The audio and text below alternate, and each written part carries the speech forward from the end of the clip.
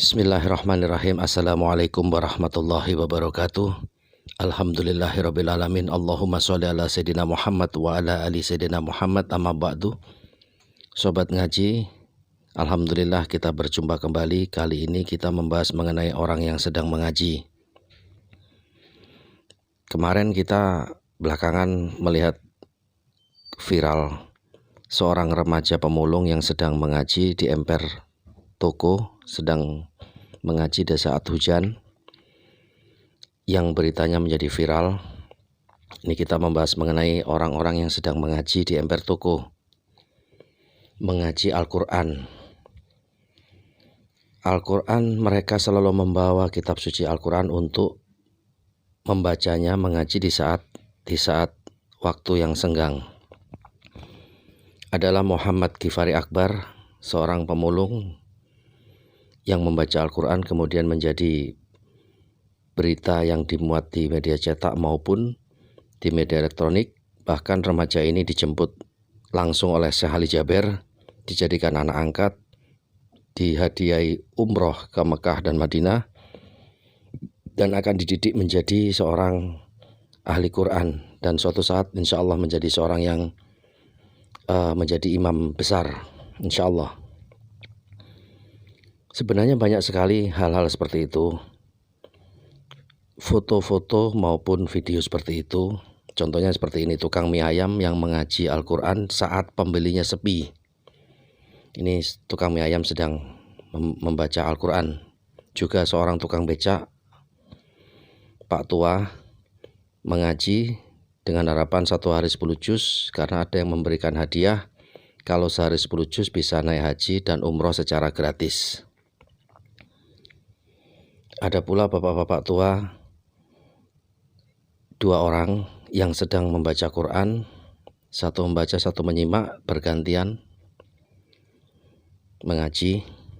Ada juga foto seorang nenek penjual asongan membaca Al-Quran di emper toko.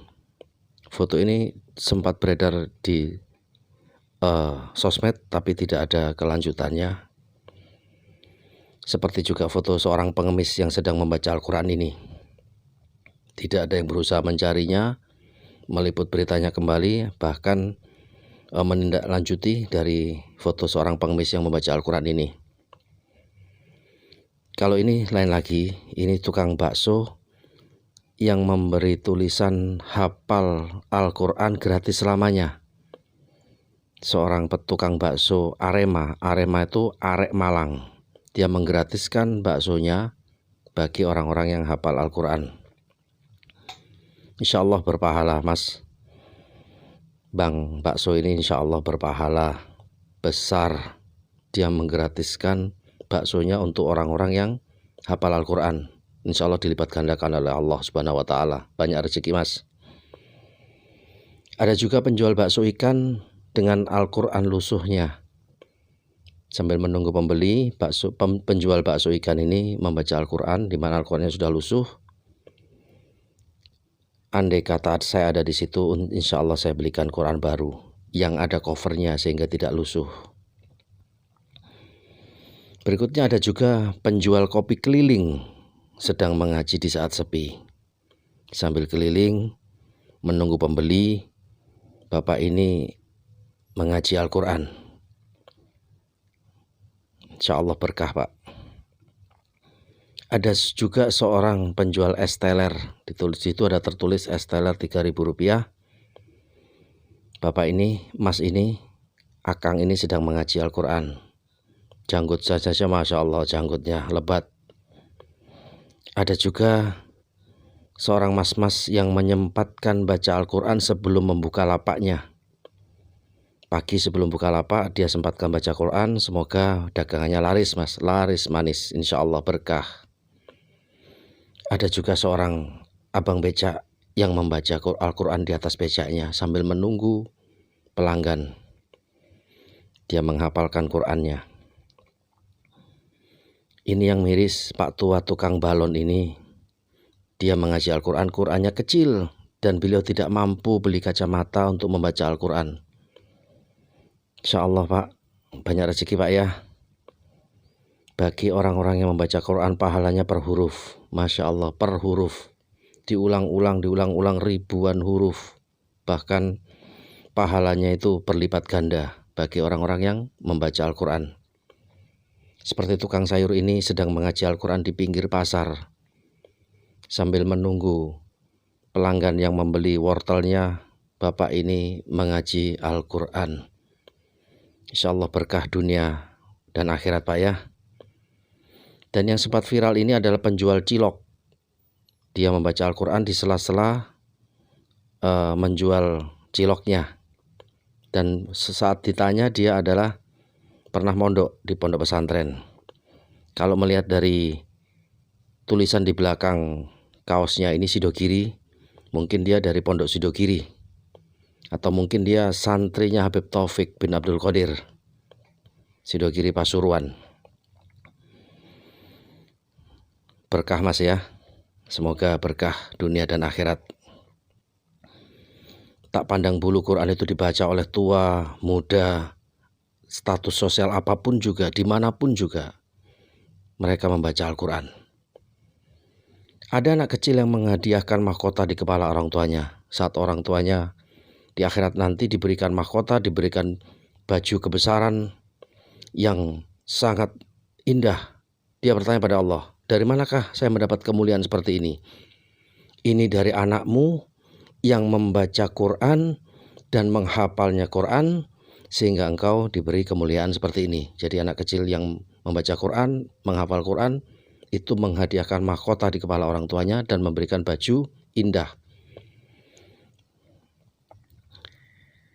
Quran itu dibaca mulai dari dini hari, dari kecil, dari umur kecil.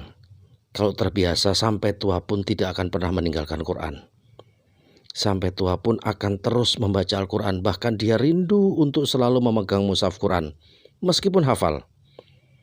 Sayyidina Utsman bin Affan itu wafat ditikam sehingga darahnya muncrat ke huruf yang bertuliskan wal yatalattaf. Beliau memegang mushaf Quran. Apakah beliau tidak hafal? Hafal. Sayyidina Utsman hafal Quran, tapi beliau tetap memegang mushaf Quran dan membacanya. Ini seorang tukang parkir yang membaca Al-Quran pada saat sepi. Di sela-sela dia menjaga kendaraan di parkiran, saat sepi, bapak ini membaca Quran, menyempatkan diri membaca Quran. Dan Qurannya ada covernya, biar nggak lusuh, ada covernya, ada resleting covernya. Seperti penjual rujak buah ini pun selalu membaca Al-Quran sambil menunggu dagangannya. Daripada nggak ngapa-ngapain, dia membaca Quran sehingga pahalanya terus mengalir. Ini penjual dodol yang selalu membawa Al-Quran, tidak pernah ketinggalan dibaca pada saat menunggu dagangannya. Ada pula tukang becak yang sedang mengaji Al-Quran, yang hal itu mencuri perhatian seorang presenter cantik untuk meliputnya. Seorang bapak tua tukang becak sedang mengaji Al-Quran. Ada juga di pondok pesantren ini, dengan penerangan dari lilin, dari cahaya lilin, mereka mengaji bersama-sama, membaca Al-Quran. Tak ketinggalan penjual es cendol yang tak pernah lupa membawa Al-Qurannya dibaca pada saat kondisi sepi.